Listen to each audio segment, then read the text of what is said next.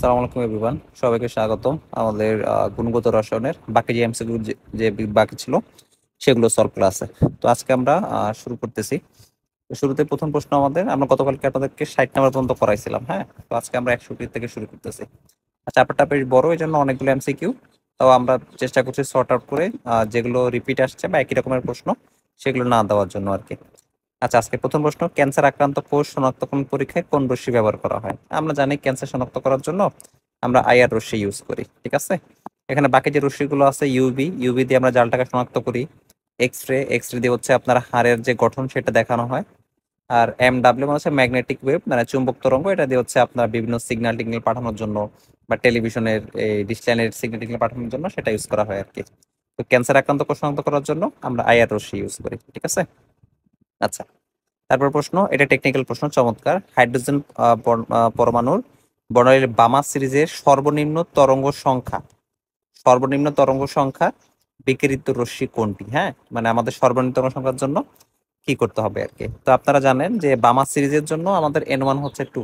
এতে বামা সিরিজ, তাহলে আমাদের N1টা হচ্ছে 2। আর সর্বনিম্ন তরঙ্গ সংখ্যার জন্য আমাদেরকে বের করতে হয়েছে যে এভাবে, যে 1/λ equals RH into 1/N1 square minus 1/N1 plus 1, 1/N1 plus 1, মানে আপনার জাস্ট N1 এর চাইতে আরো এক বেশি নিতে হবে, ঠিক আছে।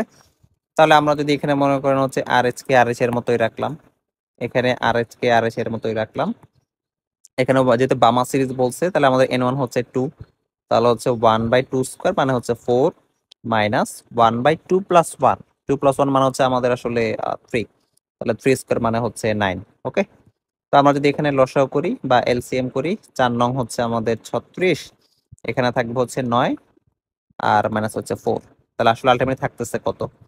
1/λ সমান সমান আমাদের 5 × RH ডিভাইড বাই হচ্ছে 36, 5 × RH ডিভাইডেড বাই 36। তো আপনারা অনেকে জানেন যে 1/λ যেটা, এই পুরোটাকে বলা হয় হচ্ছে তরঙ্গ সংখ্যা। আর আমাদের এখানে আসলে হচ্ছে 5RH ডিভাইডেড বাই 36। এই অপশনটা কোথায়? এই যে এখানে খ নম্বরে 5RH ডিভাইডেড বাই 36। মনে রাখবেন, আপনাকে সর্বনিম্ন তরঙ্গ সংখ্যার কথা বললে আপনি জাস্ট এক বাড়ায় দিবেন। হ্যাঁ, মানে যা থাকবে তার চাইতে এক বাড়ায় দিবেন।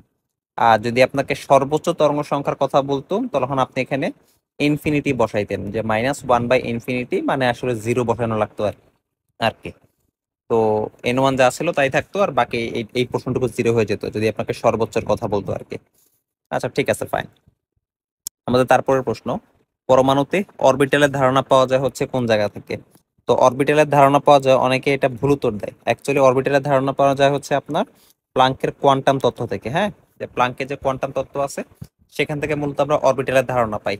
বাট অনেকে চিন্তা করে যে বোর পরমাণু মডেল থেকে আমরা অরবিটালের ধারণাটা পাই আর কি। না, অ্যাকচুয়ালি বোর পরমাণু মডেল থেকে না, কোয়ান্টাম তত্ত্ব থেকে আপনার অরবিটালের ধারণাটা পাওয়া যায়। তো এই ভুলটা করবেন না, এটা একটু সতর্ক থাকবেন।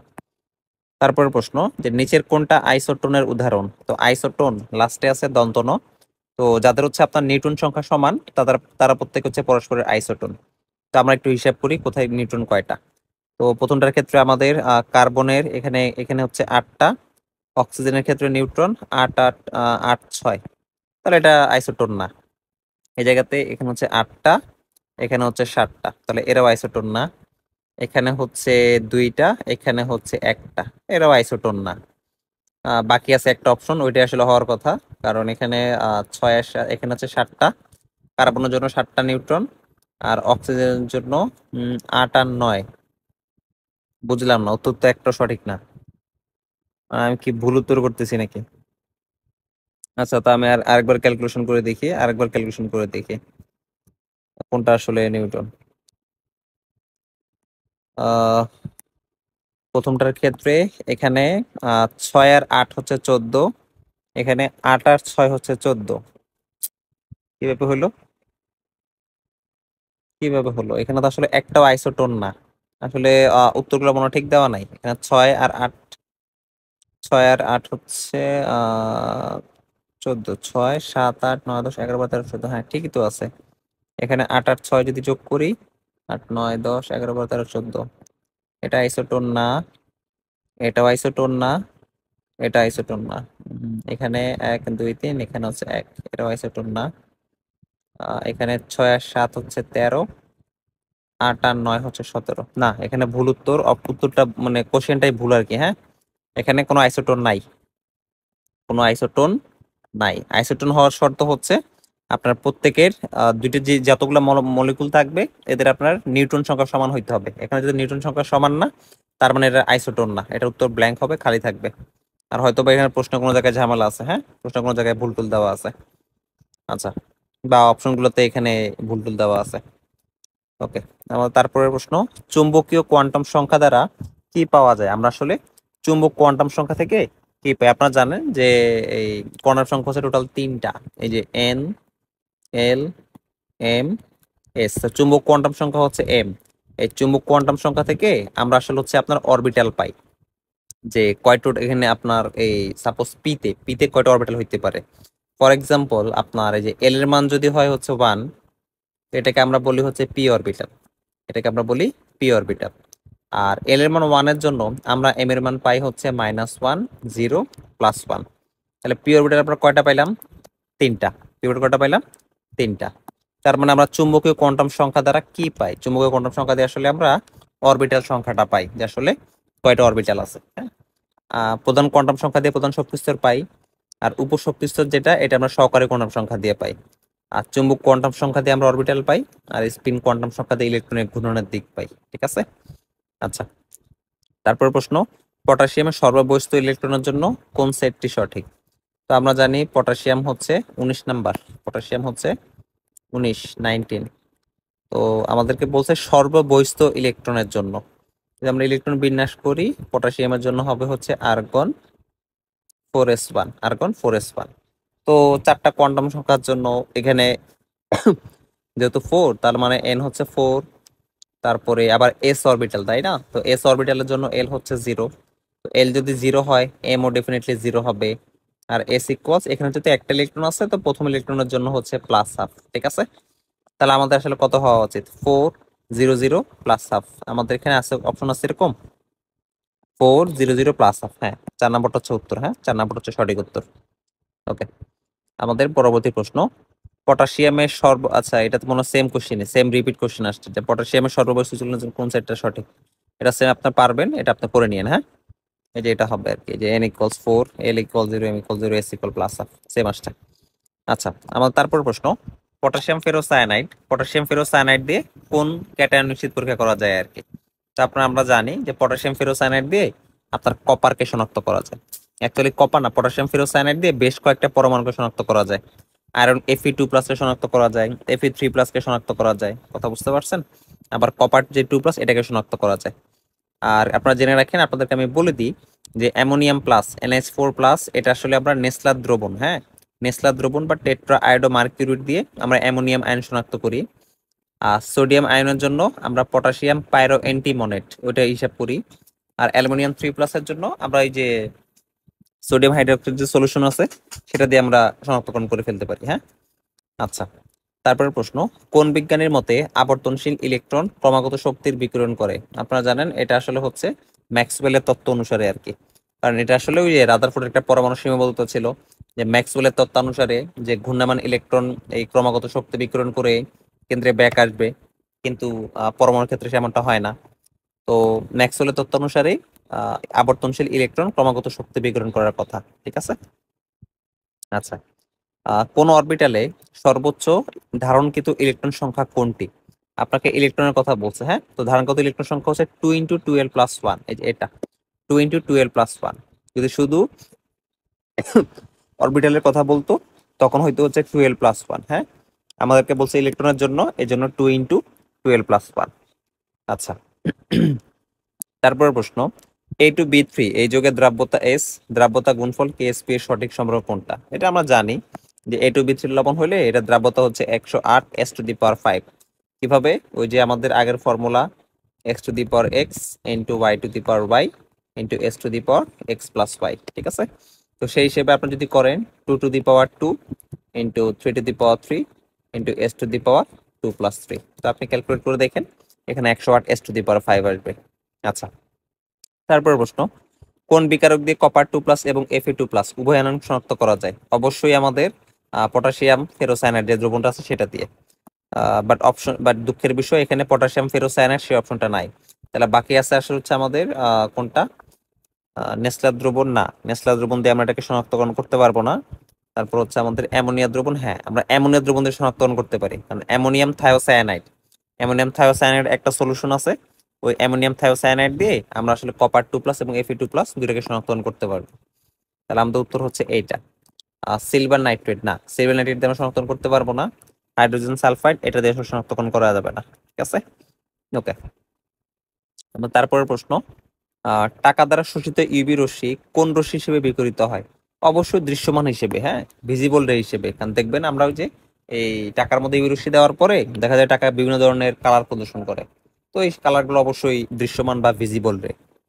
আচ্ছা, তারপর প্রশ্ন, স্বাভাবিক অবস্থায় হাইড্রোজেন পরমাণুর আবর্তনশীল ইলেকট্রনের কৌণিক ভরবেগ কত? স্বাভাবিক অবস্থায় হাইড্রোজেন পরমাণুর, আচ্ছা হাইড্রোজেনের ইলেকট্রন আছে হচ্ছে একটা, তো হাইড্রোজেনের ইলেকট্রন বিন্যাস কি? 1s1। তার মানে হচ্ছে ইলেকট্রনটা প্রথম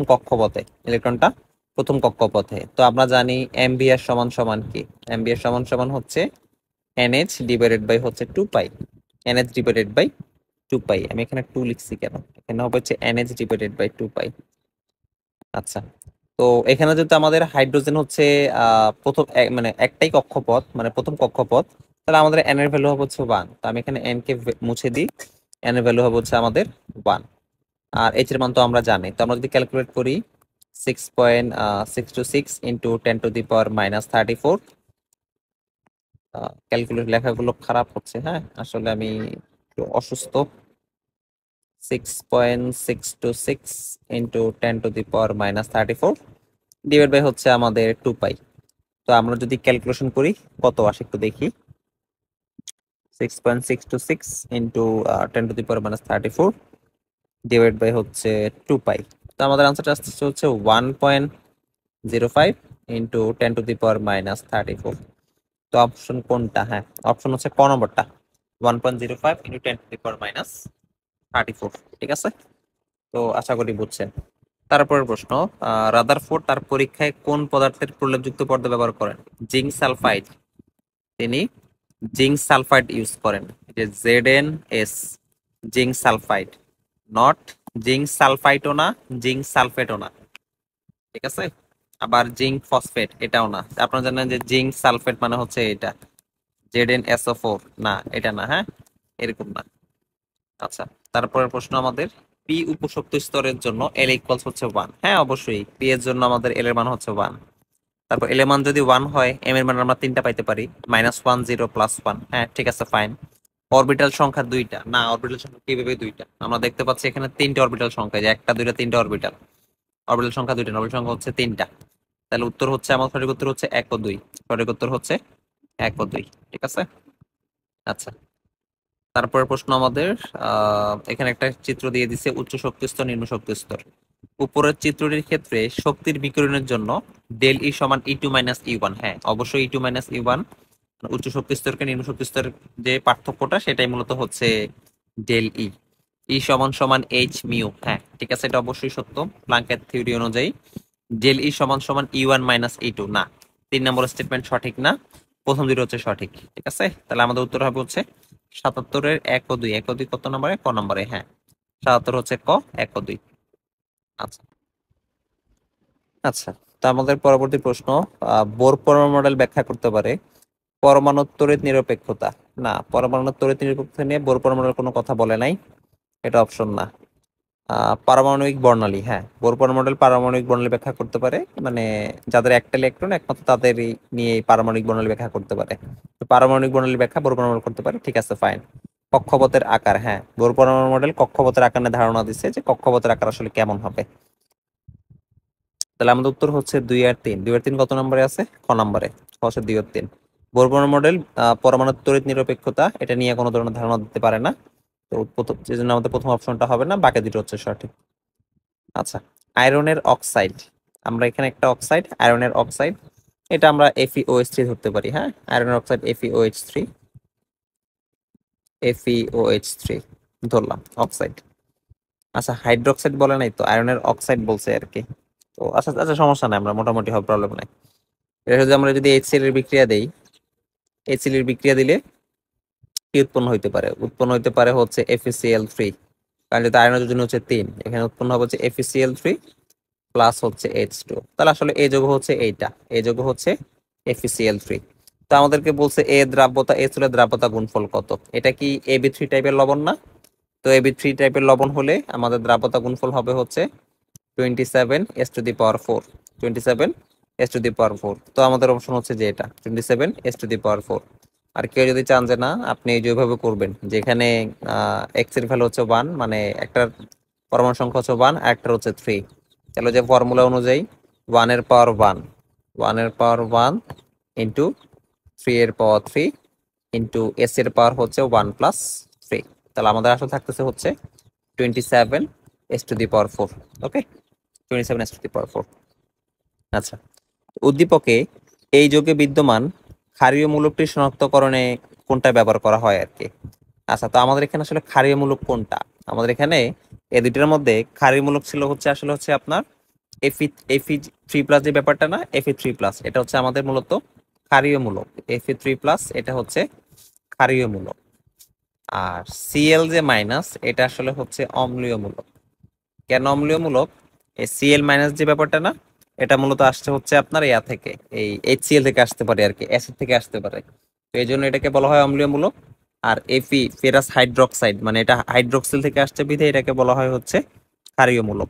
তো আমাদেরকে বলছে এই বিদ্যমান ক্ষারীয় মূলকটা শনাক্তকরণে কোনটা কোনটা ইউজ করা হয়। তো আয়রন শনাক্তকরণে আমরা কি ইউজ করি? নেসলার বিকারক না, মোটেই না। নেসলার বিকারক দিয়ে আমরা অ্যামোনিয়াম শনাক্ত করি, যে NH4+, যেটা NH4+ আমরা শনাক্ত করি নেসলার বিকারক দিয়ে। এটা হচ্ছে পটাশিয়াম ফেরিসায়ানাইড, এটা দিয়ে শনাক্ত করা যায়। আর এটা হচ্ছে পটাশিয়াম ফেরোসায়ানাইড, এই দুইটা দিয়েই আমরা Fe3+ কে শনাক্তকরণ করতে পারি। তো দেখবেন এই দুইটা দিয়ে আমরা যখন শনাক্তকরণ করব, একটার ক্ষেত্রে হালকা বাদামি কালার শো করে, একটা ক্ষেত্রে গাঢ় বাদামি কালার শো করে। দুইটা দিয়েই আপনি Fe3+ বা Fe2+ দুটোকে আপনি শনাক্তকরণ করতে পারবেন, কোনো সমস্যা নাই। আচ্ছা, 81 নাম্বার, যেসব পরমাণুর ভর সংখ্যা একই কিন্তু পারমাণবিক সংখ্যা ভিন্ন। যে আপনাকে বলছে ভর সংখ্যা একই, তাহলে অবশ্যই আইসোবার। আইসোবার কোথায়? 3 নম্বরটা। আইসোবার হচ্ছে যাদের ভর সংখ্যা হচ্ছে একই, ঠিক আছে। আচ্ছা, কোন কণার সাহায্যে রাদারফোর্ড বিচ্ছুরণ পরীক্ষা সম্পন্ন করে? আলফা কণা দিয়ে। সিম্পল জিনিস, আমাদের ইন্টারের প্রথম জিনিস আমরা শুরুতে এটাই পড়ি, যে আলফা কণার পরীক্ষা যেটা, সেটা দিয়ে তিনি করেন আর কি। কোনটির ক্ষেত্রে বর্ণালীর ব্যাখ্যা সম্ভব? দেখেন এই প্রশ্নটা কতবার আসছে, যে একমাত্র তাদের ক্ষেত্রে বর্ণালীর ব্যাখ্যা সম্ভব যাদের আপনার একটা ইলেকট্রন আছে। তো আপনি টেস্টিফাই করেন এখানে একটা ইলেকট্রন কার আছে? হাইড্রোজেন প্লাস না, ওর নাই, কারণ হাইড্রোজেন প্লাস মানে একটা ইলেকট্রন ছেড়ে দিছে, একটা ইলেকট্রন নাই। হিলিয়াম 2+ না, এরও সম্ভব না। হিলিয়ামের ইলেকট্রন আছে 2টা, 2+ মানে কি 2টা ইলেকট্রন ছেড়ে দিছে, কোনো ইলেকট্রন নাই। লিথিয়াম 2+, লিথিয়াম ইলেকট্রন কয়টা থাকে? 3টা, তাই না? তো 2+ মানে আসলে হচ্ছে একটা ইলেকট্রন এখনো স্টিল এখানে প্রেজেন্ট, তার মানে এটা সে ব্যাখ্যাটা করতে পারবে। বেরিলিয়াম 2+, এটা করতে পারবে না, কারণ বেরিলিয়াম ইলেকট্রন হচ্ছে 4টা। তো 2+ মানে বেরিলিয়ামে এখনো 2টা ইলেকট্রন আছে, হ্যাঁ। তো এটা সম্ভব না। তো লিথিয়াম 2+, সেইটা দিয়ে আপনি বর্ণালী ব্যাখ্যাটা করা সম্ভব আর কি। আচ্ছা, কোনটা আকৃতি প্রকাশ করে?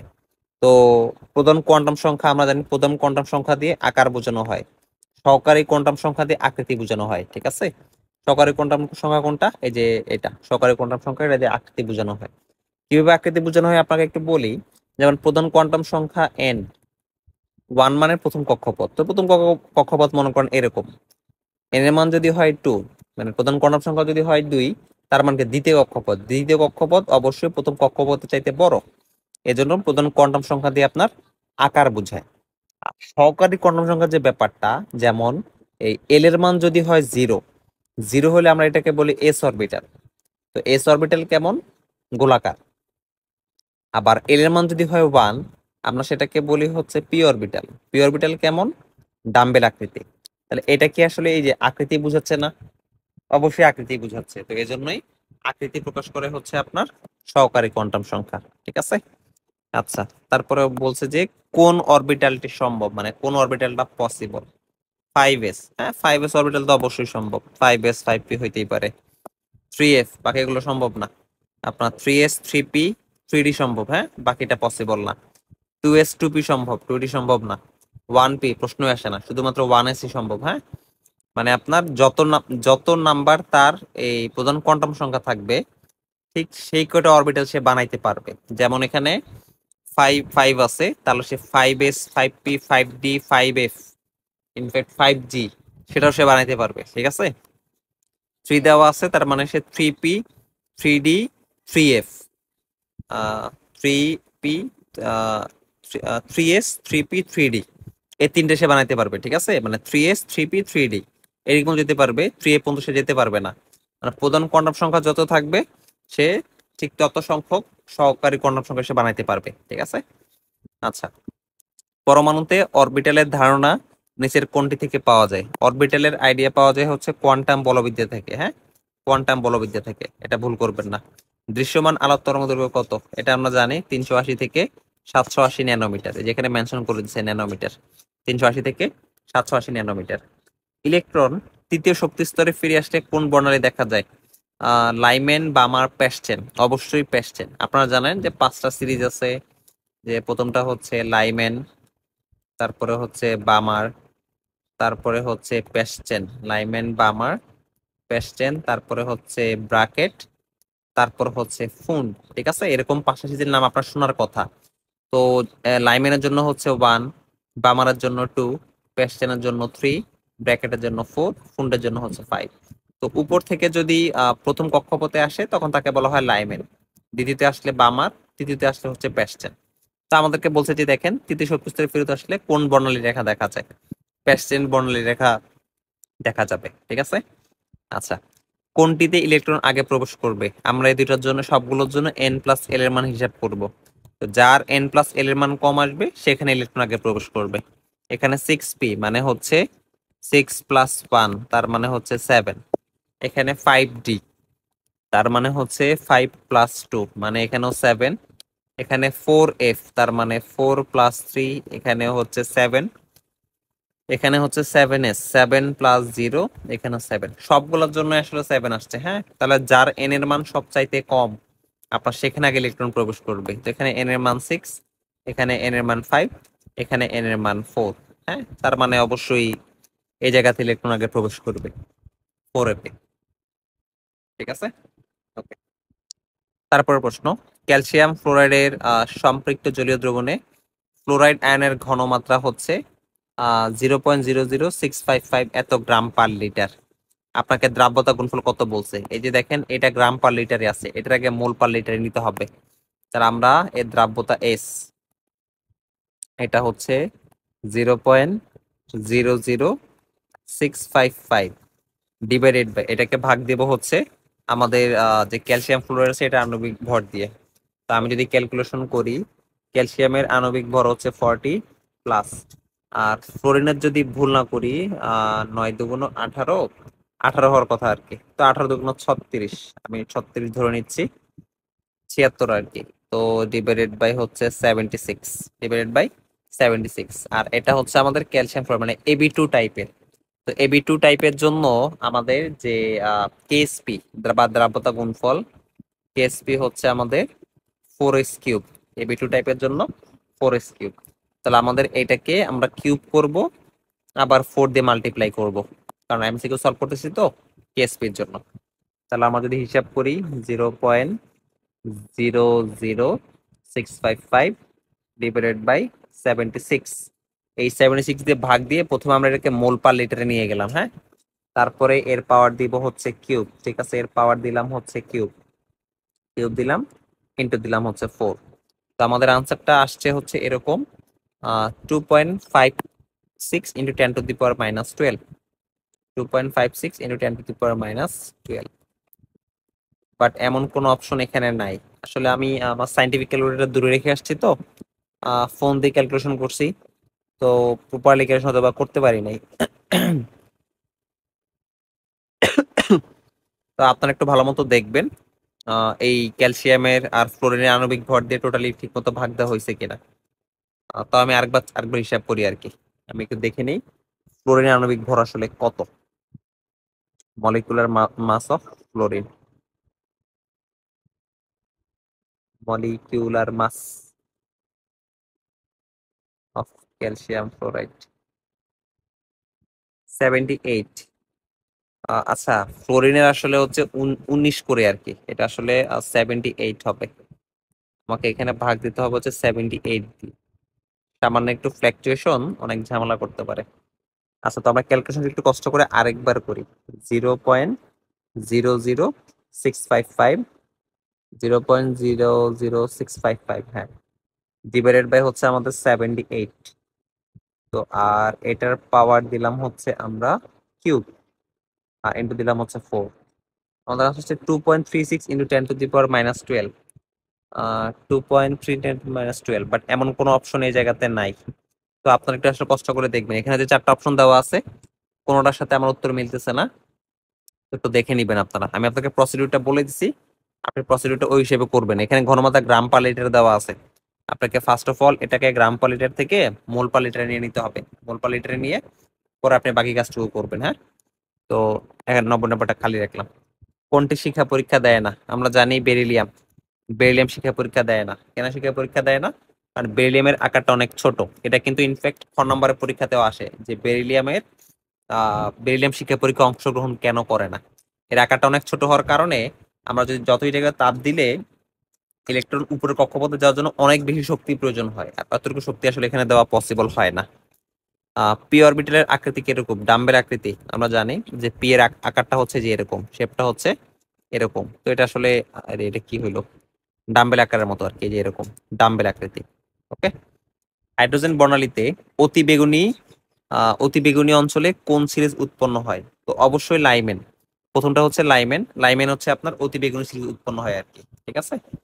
আচ্ছা, তারপরের প্রশ্ন, পটাশিয়াম পাইরো অ্যান্টিমোনেট। পটাশিয়াম পাইরো অ্যান্টিমোনেট নিচের কোন আয়ন শনাক্তকরণ ব্যবহার করা হয়? সোডিয়াম আয়ন শনাক্তকরণে আমরা পটাশিয়াম পাইরো অ্যান্টিমোনেট ইউজ করি, আপনারা জানেন।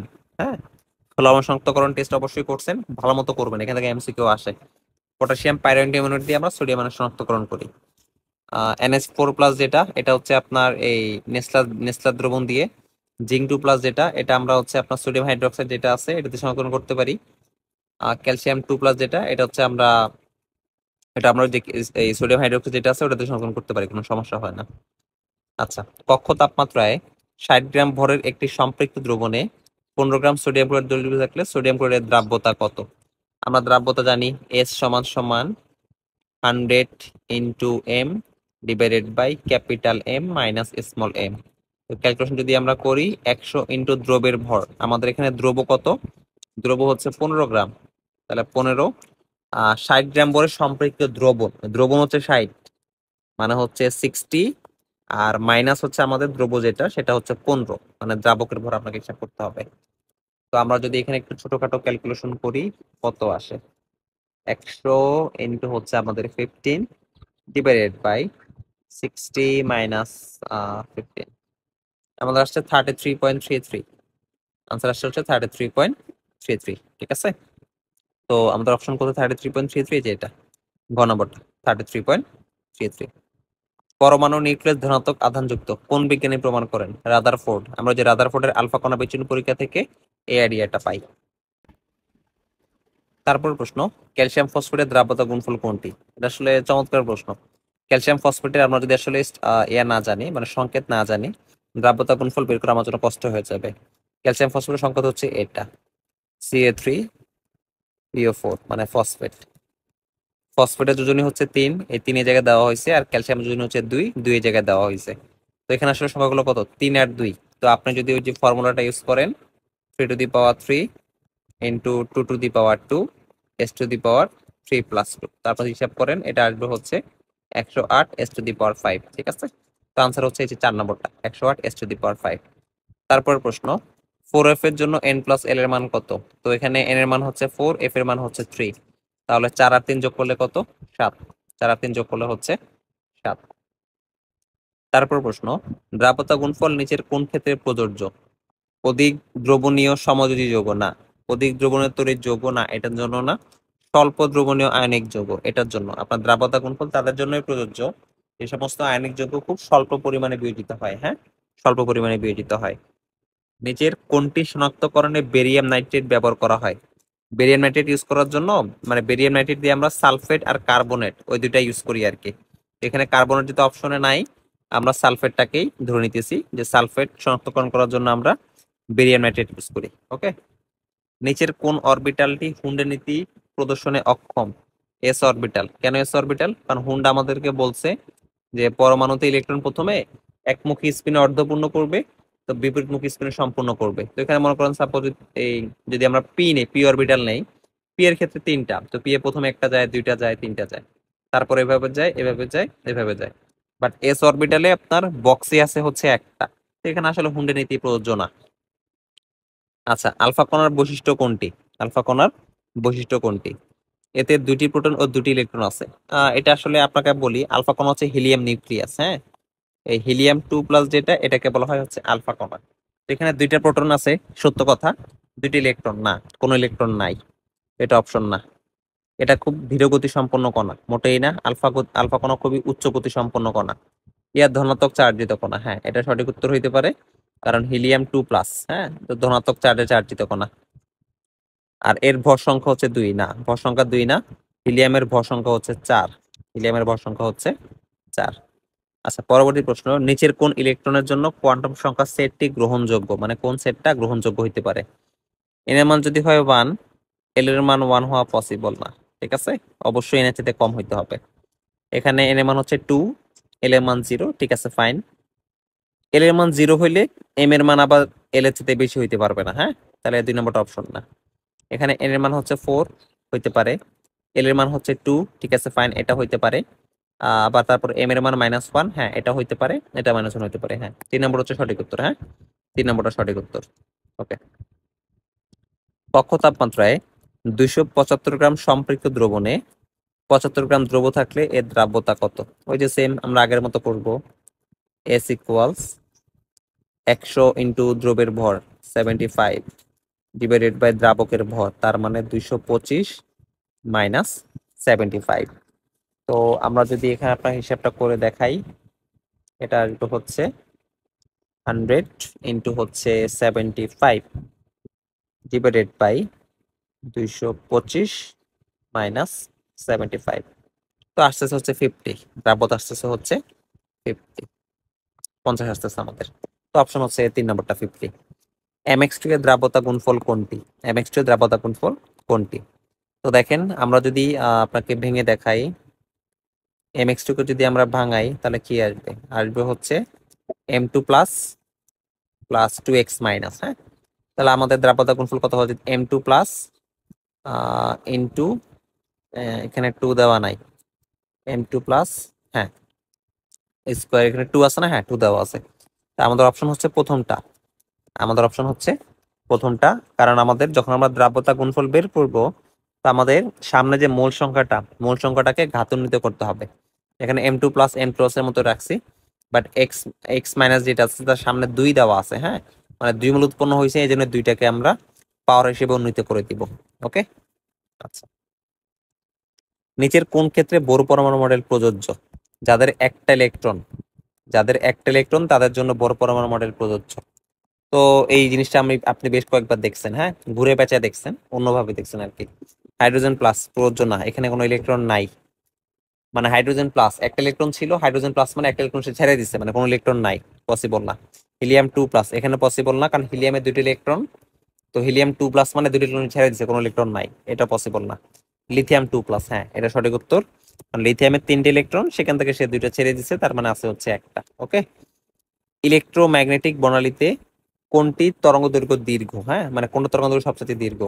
তো আমরা জানি যে এক্স রশ্মি সবচেয়ে ছোট, তারপর হচ্ছে ইউভি রশ্মি, তার তরঙ্গ দৈর্ঘ্য তার তার চাইতে মানে একটু বড় আর কি।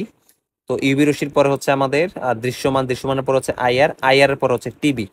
মানে টিবি রশ্মির তরঙ্গ দৈর্ঘ্য সবচাইতে বড় হয় আর কি, এটা কয়েক কিলোমিটার পর্যন্ত বিস্তৃত থাকতে পারে। তাহলে টিবি এর তরঙ্গ দৈর্ঘ্য সবচাইতে দীর্ঘ। ওকে, আচ্ছা, আমরা 160টা প্রশ্ন সিলেক্ট করছিলাম আপনাদের জন্য, তো 160টা প্রশ্ন শেষ। তো হোপফুলি এই চ্যাপ্টারে এরকম প্রশ্ন আসতে পারে। তো এগুলো আপনি মোটামুটি একটু দেখে যাবেন, এগুলো দেখে গেলে আশা করি আপনার জন্য একটু হেল্পফুল হবে। ঠিক আছে, তো প্রশ্ন আরো অনেক আছে, প্রায় 15 সাল পর্যন্ত আপনার এইচএসসি প্রশ্ন আছে, বাট আমরা আপনাকে 21 সাল পর্যন্ত দেখাইলাম। বেছে বেছে এই কটা করলেই আশা করি আপনার জন্য ক্লিয়ার হয়ে যাবে। হ্যাঁ, তো সবাই ভালো থাকবেন। আল্লাহ হাফেজ, আসসালামু আলাইকুম।